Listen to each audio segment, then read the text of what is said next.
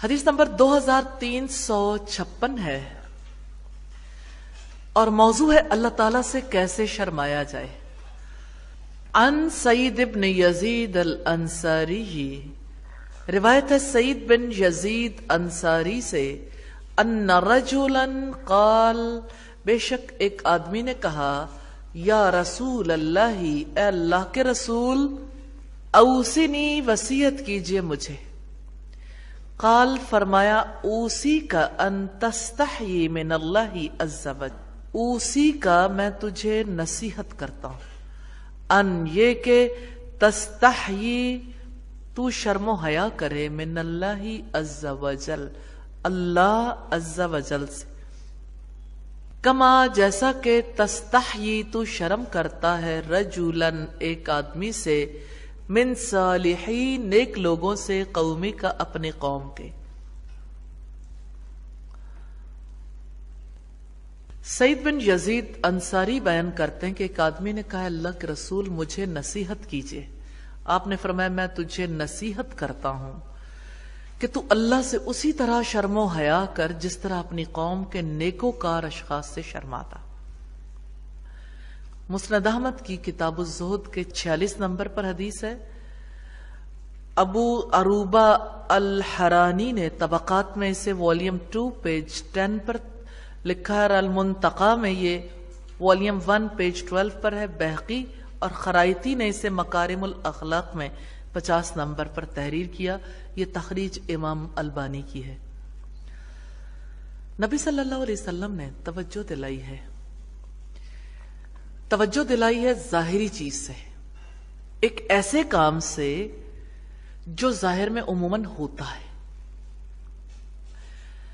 علم کے میدان میں معلوم سے نامعلوم کی طرف سفر کیا جاتا ہے۔ جو چیز معلوم ہوتی ہے آسان ہوتی ہے، نامعلوم کی طرف سفر کیا جاتا ہے، جو چیز یعنی سمجھ نہیں آتی، پتہ نہیں ہوتی، تو سفر آسان ہو جاتا ہے۔ آپ صلی اللہ علیہ وسلم ہمیشہ آسان سے مشکل کی طرف لے کے جاتے تھے۔ رسول اللہ نے سکھانا ہے اللہ سے حیا کرنا۔ آپ نے کیسے سکھایا کہ جیسے تم اپنی قوم کے کسی نیک آدمی سے حیا کرتے ہو نا، اس کے سامنے کام کرتے ہوئے تمہیں شرم آتی ہے، ایسے ہی تم اللہ سے حیا کرو، کیونکہ اللہ سب سے بڑا ہے۔ آپ نے قوم کے نیک شخص کے سامنے آنے والی شرم و حیا یا جس کا خیال رکھا جاتا ہے، اس کو لے کر توجہ کس امر کی طرف دلائی؟ اللہ سے حیا کرنی۔ اس سے کر سکتے ہو نا کسی نیک آدمی سے، اللہ تو سب سے زیادہ مستحق، تم اللہ سے حیا کرو۔ تو چونکہ انسان طبعی طور پر ظاہر پرست ہے، اس لیے غیبی امور پر ایمان لانے کے نسبت حسی چیزوں کو جو نظر آتی ہیں جلد تسلیم کر لیتا۔ تو رسول اللہ کا طریقہ کار بہت آسان تھا۔ جانتے ہیں ایک رکاوٹ انسان کے اندر آتی ہے خود اپنے دل کی طرف سے، جب سے کوئی چیز مشکل لگتی ہے تو اس کا دل اس کو کرنے سے رکتا ہے۔ جس بات پہ انسان کہہ دے یہ کیسے ہو سکتا ہے، وہ کام کبھی نہیں ہوتا ہی نہیں۔ پھر یہ کیسے ہو سکتا ہے؟ رسول اللہ صلی اللہ علیہ وسلم جب سمجھاتے تھے اس بات کو آنے ہی نہیں دیتے تھے، ایسا طریقہ اختیار کرتے تھے۔ مثلا آپ نے اللہ سے حیا کرنا سکھایا، لیکن کیسے؟ جیسے تم اپنے قوم کے نیک آدمی سے حیا کرتے ہو، اسی طرح اللہ سے حیا کرو۔ اب وہ ایک بات سامنے ہے اور ایک بات کی سمجھ نہیں ہے، تو اگر اس سے شرم کھائی جا سکتی اور طریقہ بھی پتا ہے کیسے شرم کھاتے، کہ اس کے سامنے برائی نہیں کرتے، اللہ کے سامنے بھی برائی مت کرو، اللہ سے حیا کرو۔ تو آپ صلی اللہ علیہ وسلم نے بزرگوں کو سامنے رکھتے ہوئے کہ ان کے سامنے لوگ ناشائستہ حرکات سے پرہیز کرتے ہیں، لیکن وہی پرہیز کرتا، وہی گریز کرتا ہے جو باوقار سمجھ رکھتا ہو، ورنہ نادان اور بے وقوف احمق لوگ تو کہیں بھی گریز نہیں کرتے، انہیں کوئی پتہ نہیں چلتا کہ بڑا کون ہے چھوٹا کون ہے، وہ ایک ہی لاٹھی سے سب کو ہانک دیتے۔ اب ہماری سوسائٹی میں ایسے افراد بہت زیادہ ہو گئے جنہیں یعنی بزرگوں کا لحاظ اور تمیز نہیں ہے۔ تو جیسے انسان اپنے بڑوں کے ادب و احترام کے تقاضے کو پورا کرتا ہے تو اللہ سب سے بڑا ہے، ہماری ساری حرکات و سکنات سے آگاہ ہے، اس لیے اس کے سامنے کوئی کام کرنے سے گریز کرنا چاہیے، اس سے شرم کھانی چاہیے۔ تو بات ہے اللہ تعالیٰ سے حیا کی۔ اب اللہ سے حیا کیسے کی جائے؟ بعض بن حکیم اپنے باپ سے روایت کرتے ہیں، وہ اپنے دادا سے، کہ میں نے رسول اللہ سے پوچھا، اللہ کے رسول ہم اپنے سطر میں سے کیا چھپائیں کیا چھوڑ دیں، یعنی کس سے سطر ڈھانپیں کس سے نہ ڈھانپیں؟ آپ نے فرمایا اپنے سطر کو چھپا سوائے اپنی بیوی کے یا جس کے مالک ہوئے تیرے ہاتھ، یعنی باندی کے۔ راوی نے کہا میں نے عرض کی اللہ کے رسول جبکہ لوگ آپس میں ملے جلے ہوں۔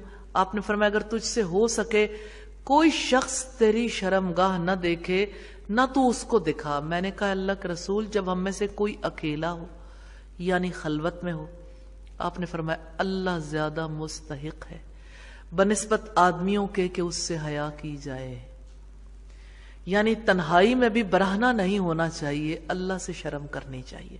ترمذی کی 2769 نمبر روایت۔ برہنگی سطر کو اتار دینا تنہائی میں بھی ہو، انسان کے ذہن پر ایک چھاپ مرتب کرتا، اس کی وجہ سے انسان کے اندر سے حیا اٹھتی ہے، جھجک ختم ہوتی ہے۔ شیطان کا پہلا وار جو انسانیت پر ہوتا ہے وہ اس کی حیا پر ہوتا ہے۔ ہم پیچھے حدیث پڑھا ہے اذا لم تستحیی فاصنع ما شئت، جب تم بے حیا ہو جاؤ پھر جو تمہارے جی میں آئے کر گزرو۔ تو بات ہے حیا کی۔ حیا کیسے آتی ہے؟ یہ اللہ کے رسول صلی اللہ علیہ وسلم نے اس نقطے کو سامنے رکھا ہے جہاں سے حیا کا آغاز ہوتا ہے۔ انسان کے اندر شرم و حیا ہے اپنے جسم کے لیے، وہاں سے انسان کے اندر جھجک آتی ہے۔ اب آپ شیطان کو دیکھیے، شیطان کیسے وار کرتا ہے۔ سورہ الاعراف میں رب العزت نے فرمایا اے آدم کے بچوں کہیں ایسا نہ ہو کہ شیطان تم پر سے اسی طرح لباس اتروا دے جیسے تمہارے آبا سے اتروائے تھے، یعنی حضرت آدم اور حضرت حوا سے۔ تو شیطان کا وار اسی چیز پر ہے۔ آج کی جدید تہذیب میں دیکھیے جو میسج سب لوگوں کو دے دیا گیا وہ کیا ہے؟ پہلے آپ دیکھیے مسلمان خاتون کے حجاب اور سطر کے حوالے سے کسی دور میں ڈسکشن ہوتی تھی کہ حجاب اور سطر میں کیا فرق ہے۔ پہل خواتین اپنے چہرے کو بھی اوپن نہیں کر سکتی تھی، انہیں دوسرے لوگوں سے حیا آتی تھی، بزرگوں سے بھی حیا آتی تھی۔ پھر چہرہ کھلا، پھر چہرہ کھلنے کے ساتھ بڑی چادریں رہیں، پھر دوپٹے آ گئے، دوپٹے آئے تو بدن کا کچھ حصہ اوپن ہو گیا، پھر دوپٹے چھوٹے ہو گئے، پھر بازو پورے تھے پھر بازو اوپر ہو گئے، حتیٰ کہ بازو ہی نہ رہے، پھر پاؤں تک یعنی ٹراؤزر یا شلوار سے پاؤں ڈھکے ہوئے ہوتے تھے، پھر وہ اوپر ہو گئے۔ پھر آپ دیکھیے کہ قابل سطر حصہ ہے انسان کی پوشیدہ اعضاء جو اللہ نے بنائے ہیں۔ اب دیکھیے یہ ہڈی باپ کو بھی نظر نہیں آنا چاہیے، اس کے نیچے جو کچھ ہے بھائی کو بھی نہیں، اور اس ہڈی کے نیچے ہر دنیا کا شخص ہماری بیٹیوں بہنوں کو دیکھتا پھرتا، اور ہڈی سے نیچے کتنا۔ ایک عورت کو میں نے ایک ٹیلر سے جھگڑتے ہوئے دیکھا کہ جب میں نے چاہا تھا کہ 9 انچز میرا نیک ڈیپ ہونا چاہیے تو آپ نے اس کو چھوٹا کیوں کیا؟ میں تو پہن ہی نہیں سکتی۔ اب آپ سوچئے 9 انچز یعنی کوئی چھوٹی سی بات ہے 9 انچز، اس کے بعد کیا رہ گیا؟ آپ کسی اور کی بات نہ لکھیے، کسی چیز کو نہ دیکھیے، صرف لباس کو ہم دیکھ رہے ہیں۔ اب یہ لباس جتنا مختصر ہو گیا اس کا نتیجہ کیا نکلا؟ لباس کے مختصر ہونے کی وجہ سے آنکھوں نے کیا دیکھا، کیا محفوظ کیا؟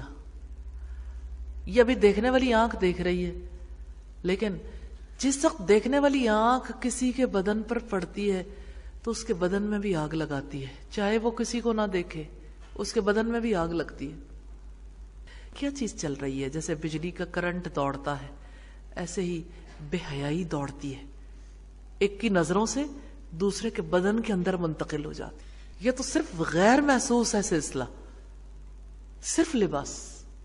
پھر آنکھ جو کچھ دیکھتی ہے لب پہ آ سکتا نہیں، پھر کان جو کچھ سنتے ہیں، زبان جو کچھ بولتی ہے، پورا کلچر، وہ پوری تہذیب اور وہ سب کچھ جس کے اندر ہم زندگی بتا رہے ہیں، اس میں کتنی چیزیں ہیں جو حیا کی دعوت دیتی ہیں اور کتنی چیزیں ہیں جو بے حیائی کی دعوت دیتی ہیں۔ دنیا میں اگر آپ یہ دیکھنا چاہیں جنگ کس چیز کی ہے تو حیا اور بے حیائی کی تو ہے۔ حیا ایمان ہے، بے حیائی کفر ہے۔ حیا کیا ہے؟ پاکی ہے، پاکیزگی ہے، اور بے حیائی کیا ہے؟ ناپاکی۔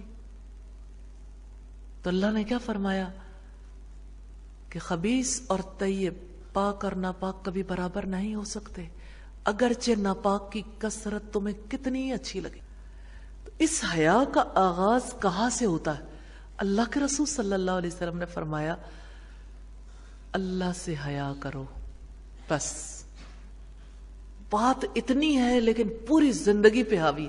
آپ کسی بچے کو بھی اللہ سے حیا کرنے سکھا دیں، اللہ سے جتنی کوئی حیا کرنا سیکھ جائے اس کی ساری زندگی سنور جائے گی۔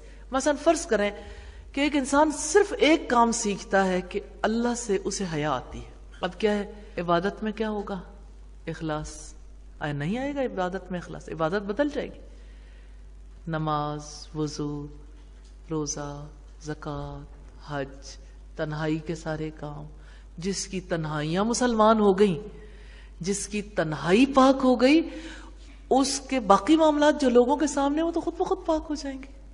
تو رب کتنا کریم ہے، رحیم ہے، جس نے اپنے رسول کو ایسی حکمت عطا کی جس کی وجہ سے پوری زندگی سنورتی ہے کہ رسول اللہ نے فرمایا اللہ سے حیا کرو جیسے اپنے کسی بزرگ سے حیا کرتے ہو، نیک شخص سے حیا کرتے ہو، ایسے اللہ سے حیا کرو۔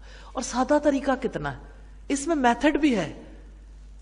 اس حدیث کے اندر طریقہ کار بھی بتا دیا گیا، جیسے اپنے کسی بزرگ سے، نیک شخص کے سامنے تم حیا کرتے ہو، یعنی اس کے سامنے تم برا کام نہیں کرتے۔ کوئی وضاحت نہیں کی آگے، اتنی کمپریہنسو بات پوری زندگی پہ حاوی۔ ساری زندگی انفرادی، اجتماعی، پورا ماحول، پوری دنیا، پوری زمین پر اسی ایک بات سے اصلاح ہو سکتی ہے، اس ایک بات سے۔ اگر سارے اللہ سے حیا کرنے لگے تو دنیا سے بگاڑ ختم ہو جائے گا، کیونکہ اس حیا کے لیے ظاہر ہے کہ ہر ایک اندر سے خالص ہو جائے گا۔ پھر اللہ کی نافرمانی کیسے ہوگی؟ جو اللہ سے حیا کرے گا وہ نافرمانی تھوڑی کرے گا۔ تو رسول اللہ کے طریقہ تربیت پہ دیکھیے کس قدر خوبصورتی ہے اس طریقہ تربیت میں، کتنی سادگی ہے، کتنی آسانی پیدا کرنا۔ اور لوگوں، ان پڑھ، جاہل، گنوار، بچے، بڑے، بوڑھے، عورت، مرد، غبی، ذہین، سب کے لیے قابل فہم بات ہے۔ کون ہے جو اسے نہیں سمجھ سکتا؟ کتنے بچے ہیں جو کہتے ہیں کہ آپ کے ریگارڈ کی وجہ سے ہم آپ کے سامنے فلاں کام نہیں کرتے۔ تو رسول اللہ نے رخ کس طرف موڑا ہے؟ اللہ کا ریگارڈ کرو، اللہ سے حیا کرو، بات اتنی ہی ہے۔ یہیں سے صالحیت کا آغاز ہوتا ہے۔ تو بس اب یہ چیز پریکٹس میں لانی ہے، اپنے بھی اور اپنے بچوں کے بھی انشاءاللہ تعالی، اپنے ارد گرد والوں کے بھی انشاءاللہ، اور اللہ سے مدد مانگنی ہے۔ اللہ تعالی ہماری مدد فرمائے۔